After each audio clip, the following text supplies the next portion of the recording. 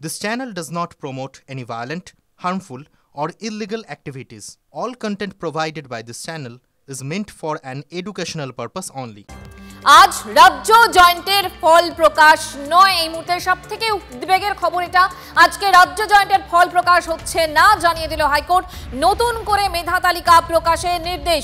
কি নির্দেশ, কি জানতে পারছি আমরা, সবটাই জানবো। সুমন মহাপাত্র আমাদের সঙ্গে রয়েছেন, আমাদের প্রতিনিধি। সুমন, দেখো, বিচারপতি কৌশিক চন্দ্র বেলা 2টার সময় রায় ঘোষণা করেছেন। তিনি পরিষ্কার জানিয়েছেন যে নতুন করে মেধা তালিকা তৈরি করতে হবে। সেই মেধা তালিকা হবে 2011 সালে তৃণমূল ক্ষমতায় আসার আগের যে নিয়ম ছিল ওবিসি সংরক্ষণের, অর্থাৎ 7% ওবিসি সংরক্ষণ, 66টি তালিকা ধরে সেই ধরে নতুন মেধা তালিকা তৈরি হবে। অর্থাৎ যেখানে ওবিসি এই কনসেপ্টটা থাকবে না, সেই মতন ওবিসি কে সংরক্ষণ করে নতুন মেধা তালিকা তৈরি হবে এবং 15 দিনের মধ্যে এই মেধা তালিকা প্রকাশ করবে রাজ্য জয়েন্ট এন্ট্রান্স বোর্ড। তুমি জানো যে আজকে জয়েন্ট এন্ট্রান্স বোর্ড রাজ্য জয়েন্টের ফল প্রকাশ করবে বলে স্থির করেছিল, কিন্তু তারপর হাইকোর্টের এই মামলা শুনানির জন্য তারা ফল প্রকাশে আপাতত বিরত থাকে। তারপর কলকাতা হাইকোর্টের এই অর্ডার দিল। তবে পাশাপাশি তোমাকে এটা বলে রাখছি, রাজ্য সরকার কিন্তু ইতিমধ্যেই সিদ্ধান্ত নিয়েছে এই রায়ের বিরুদ্ধে তারা সুপ্রিম কোর্টে যাবে।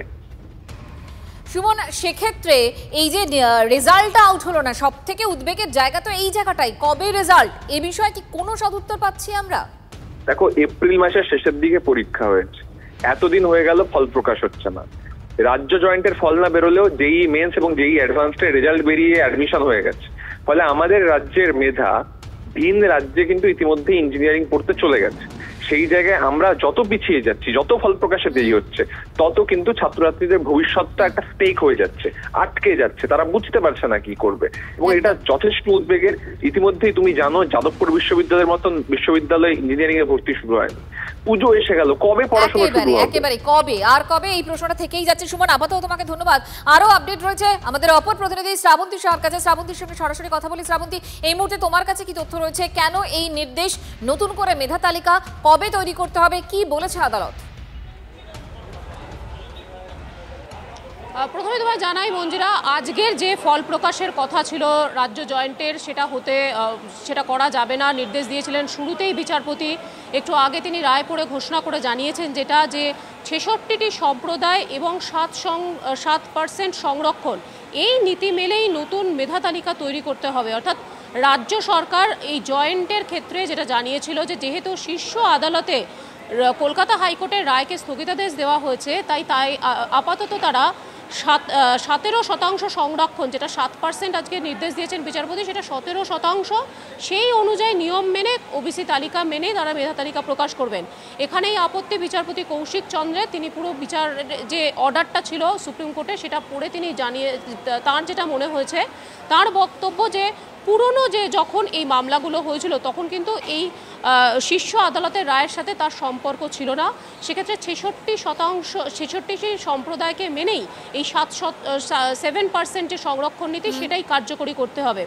একই সঙ্গে তার বক্তব্য যে যারা 2025-এ পরীক্ষা দিয়েছেন, তাদের যদি এই একই সঙ্গে রেজাল্ট বেরিয়ে যায় আজকের, তাহলে পরবর্তী সময় রাজ্য সরকার ওবিসি এ, ওবিসি বি, সেই তালিকাটাও কিন্তু অন্যরকম হয়ে যেতে পারে। অর্থাৎ আজকের যারা ওবিসি এতে, তারা যদি শুধুমাত্র মেধা তালিকায় চান্স পান, পরবর্তী সময় সেটা ওবিসি বি ক্যাটাগরি থাকতে পারে।